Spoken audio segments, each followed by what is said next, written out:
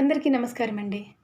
తేదీ 3 మార్చి నెల 2026వ సంవత్సరం మంగళవారం అంటే ఈరోజు సాయంత్రం 6-7 మధ్యలో మనకు ఖండగ్రాస కేతుగ్రస్త చంద్రగ్రహణం సంభవించబోతుంది కదండీ!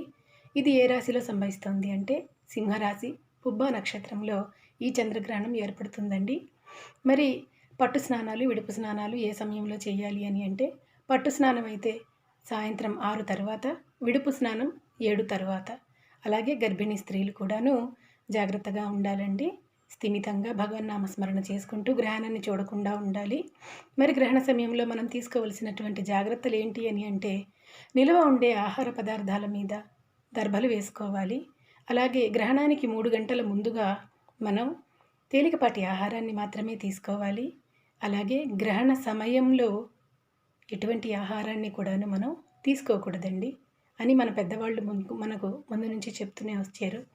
మరి సింహరాశి వాళ్ళైతే గ్రహణాన్ని చూడకూడదు. అలాగే తరువాత మన పురోహితులు చెప్పిన విధంగా గ్రహణ శాంతి అయితే చేసుకోవాలండి. అలాగే గర్భిణీ స్త్రీలు కూడా గ్రహణాన్ని చూడకూడదు.